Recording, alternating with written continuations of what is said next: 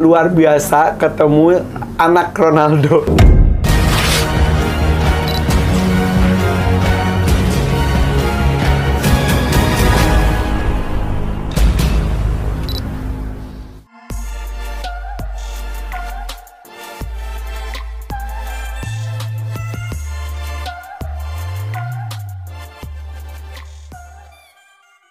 Ya, assalamualaikum guys.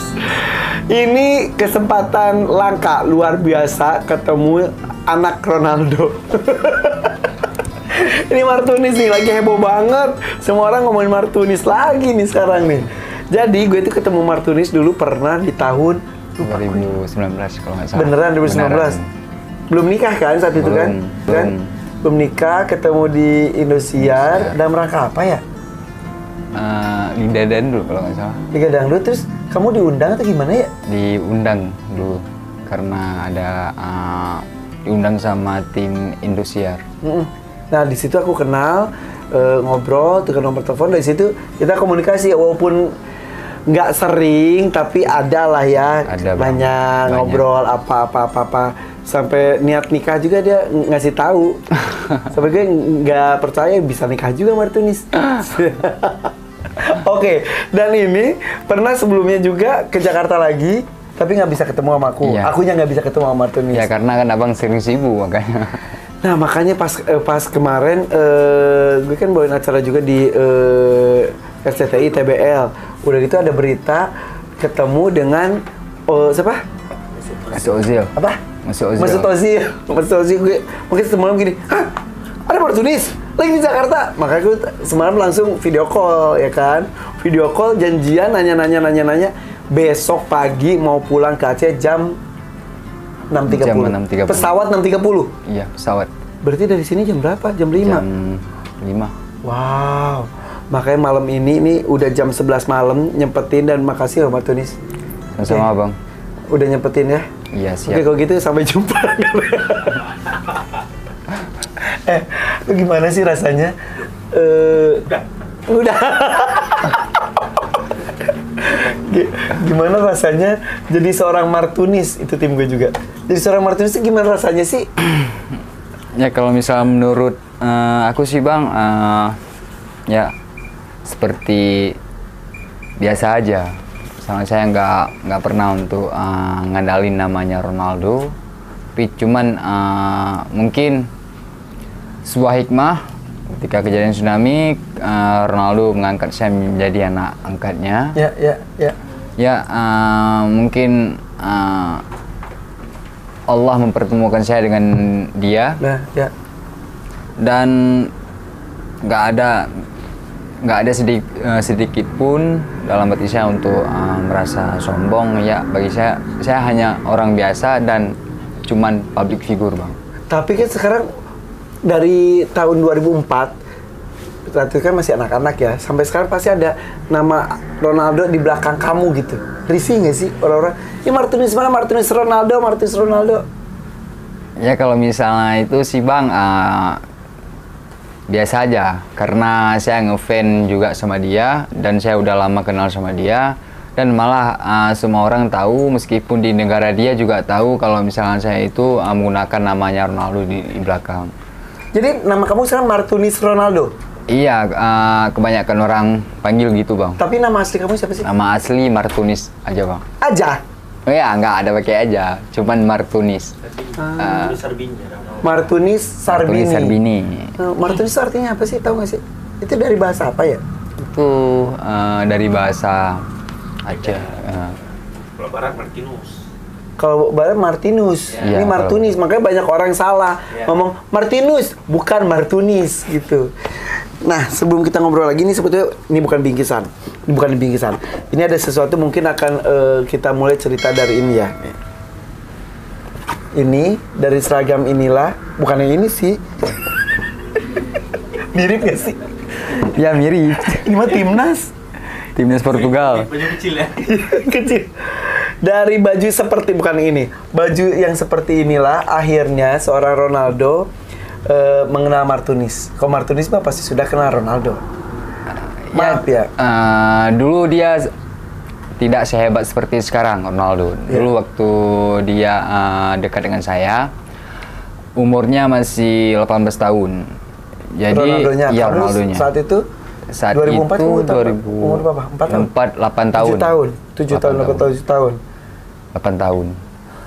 Jadi waktu tsunami saya tidak memakai jersinya Ronaldo. Saya cuma memakai jersey Rui Costa. Betul. Rui Costa Portugal, tapi karena dia berkomentar waktu itu dia main di Manchester United. Kebetulan yang sorotin dari media itu media dari Inggris, Sky News. Mereka meliput saya dan Ronaldo langsung komen ada seorang anak di Samudra India yang telah menyelamatkan lambang kebangsaan negara kami ketika kejadian tsunami. Portugal. Akhirnya terbawa. Kayaknya dia terharu. Guys ya, kalau ngeliat lu ngomong gini entah ngantuk entah apa, tapi lu berkaca-kaca.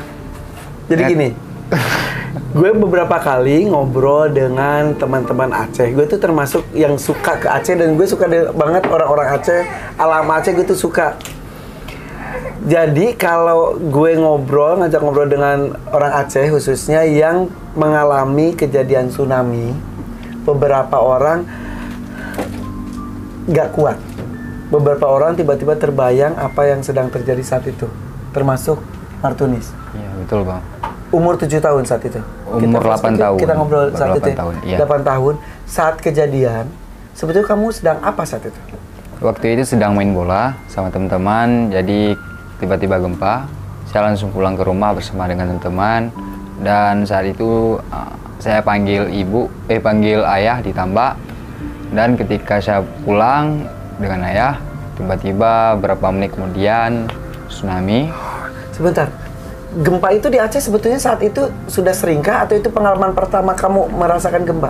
Itu baru pertama kali saya ngerasain gempa. Karena emang jarang kan ya? Emang jarang. Besar sekali gempanya. Emang besar. 9,2 skala Richter. Iya. Kenceng sekali.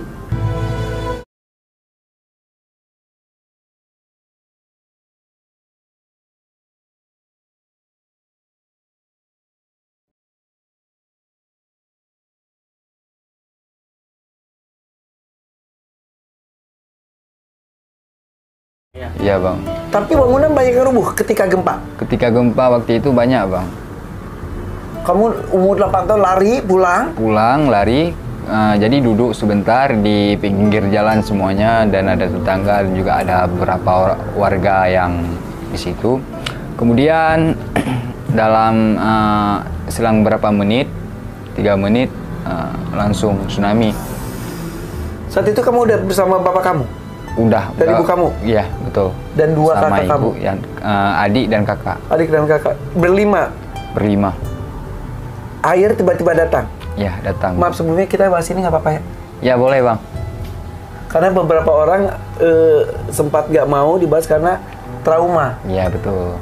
Oke, lanjut ya? Ya, lanjut. Silakan Bang. Supaya orang tahu bahwa bagaimana sejarahnya seorang Martunis bisa seperti ini. Berlima di pinggir jalan, kemudian panik, air datang. Iya, air datang. Kemudian pas naik mobil pickup, tiba-tiba mobilnya berhenti karena macet.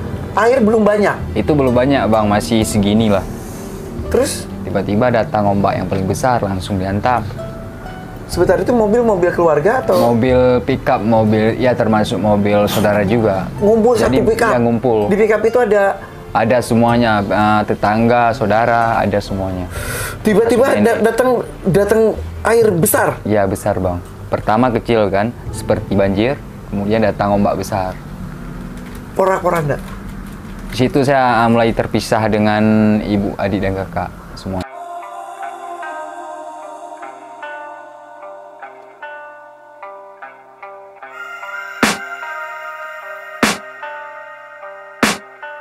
I can hear the demons call when they do what they do. And now I feel like taking off, find a place with a view. The pain is never gonna stop if it's controlling you. I know that time can heal it all, I just gotta get through. I just gotta get through. Teriak semua? Iya, teriak Bang. Terus ayah kamu di belakang? Ibu di mana? Kakak di mana? Adik di mana? Tidak tahu lagi Bang. Soalnya waktu itu saya sempat ngangkat adik, saya kasih sama mama, mak ini adik. Tiba-tiba pas adik masih hidup saat itu? Saat itu masih bang. Saya berusaha, kan adik saya waktu itu masih umur 3 tahun. Masih kecil. Diangkat? Saya angkat. Terus saya kasih sama mak, mak ini adik. Tiba-tiba pas air kedua, diantam lagi. Pas mobilnya terguling, langsung hilang semuanya pas saya bangun.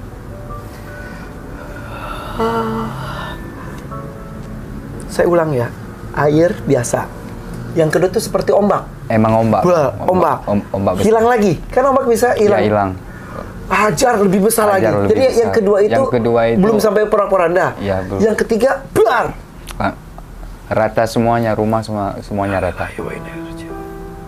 Hilang semua. Hilang. Kamu sendiri? Waktu itu saya sendiri bang. Saya lihat semua orang tenggelam, orang ada minta tolong. Rumah kamu tuh dekat pantai? Nggak terlalu jauh bang, sekitar 2 kilo. Nah, kalau ombak tuh mafia kan biasanya tarik gitu. Itu jadi kamu ketarik ke lautan? Iya, saya di kejadian tsunami itu di laut. Selama paginya tsunami, subuhnya sadar bang besoknya. Besok subuhnya. Apa? Saya di air. Sepanjang itu? Sepanjang itu ya sadarnya pas jam 7 pagi sadarnya. Kamu pingsan? Ya pingsan. Kan gini, kan saya berusaha naik ke kasur. Kemudian kasur tenggelam, saya juga tenggelam. Tiba-tiba udah ada di atas bangku sekolah, bangku seperti ini. Kemudian ini juga tenggelam. Saya berusaha untuk naik ke buah kelapa yang kering. Buah kelapa doang? Ya, bisa bang, kalau misalkan buah kelapa yang kering itu bisa berapung dia kan, jadi saya pegang seperti bola. Terus tenggelam juga. Tiba-tiba udah ada di atas kasur yang lain. Tanpa sadar siapa yang mindahin ke kasur dan lain-lain? Tidak sadar. Terbawa Allah semuanya? Allah, bang, tidak sadar. Allah. Jadi sepanjang kamu naik turun itu kejadian cepat sekali? Iya cepat bang, yang ya setidaknya saya sudah berusaha, tapi juga tenggelam, tapi tiba-tiba udah ada di atas sini, di atas situ bang. Jadi kamu pingsan saat itu? Ya seperti pingsan bang pas tenggelam, tapi seperti orang tidur, kayak mimpi gitu bang. Masya Allah, mimpi buruk. Pagi kejadian, sadar-sadar besok paginya? Besok paginya. Gini, besok paginya kan pas di kasur terakhir itu, saya sempat lihat anak kecil bang, sekitar umuran sama anak saya yang sekarang. Setahun? Ya, dia minta tolong, jadi pas di atas kasur masih. Sendiri? Sendiri, anak kecil, dia minta tangan kayak gini. Pas saya mau nolongin, udah hilang dia, tenggelam.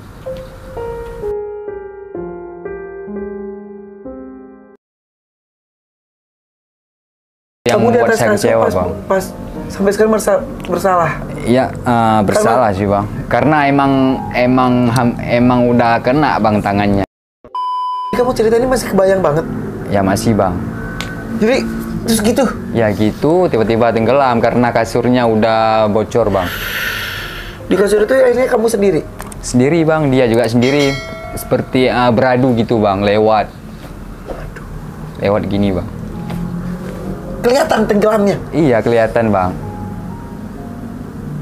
Sekitar ada apa aja saat itu? Sekitar kan pas hilang anak itu, saya langsung dibawa ke air, kemudian saya juga tenggelam bang. Tenggelam pas subuhnya saya sadar, pas azan subuh saya sadar, tiba-tiba udah ada di atas pohon besar. Kemudian saya tidur lagi. Jadi itu sadar pingsan, ya, sadar ya, pingsan. Jadi ketika kamu yang tadi kamu bilang pagi sadar di kasur ada anak, itu bukan pagi bang, masih siang-siang gitu. Oh itu sorry. Yang pas proses itu? Ya, sebelum saya terbaring di pohon besar bang. Akhirnya kamu terbaring di pohon besar, di ya, sekitarnya sudah air? Akhirnya emang air bang, emang tenggelam semua itu. Pohon besarnya pun udah rubuh? Rubuh bang, di bawah air. Saya di atas situ. Kemudian pas jam 7 pagi, pas paginya tiba-tiba udah ada di atas spring bed yang besar. Oke. Kiri kanan kamu ada apa saat itu ketika mayat bang. Di air? Nggak di. Atau sudah lumpur? Di lumpur. Mayat semua? Iya, mayat semua. Kan saya di pinggir laut waktu itu. Katanya kamu berhari-hari sampai airnya terkatung-katung sendirian. Saya bukan di laut bang sih, 21 hari. Di rawa tumpukan mangrove. mayat? Iya, di rawa mangrove. Di tumpukan mayat? Banyak sekali? Emang mayat semua. Yang hidup? Yang hidup nggak ada, satupun nggak ada. Kan saya sempat bunuh diri. Karena nggak pernah lihat satu orang pun lagi bang. Waktu tsunami itu. Katanya kondisinya itu beda-beda ya? Ada yang buncit, ada yang maaf. Ada bang. Tapi ada yang bersih juga. Ada yang bersih. Kamu lihat semuanya? Lihat. Sendirian? Ya, saya malah saya lihat mat itu misalnya ada yang nggak ada lagi kepala. Saya lihat semuanya. Mungkin ada pihak dari keluarga saya gitu bang. Jadi kamu lihat mayat-mayat tersebut berharap ada keluarga. Ada 2 orang kakek datang. Kakek? Siapa itu? Kakek, ya nggak tahu juga kita bang. Oke. Satu pakai baju putih, kayak sorban, janggut segini bang. Bersih? Bersih bang. Satu pakai baju hitam.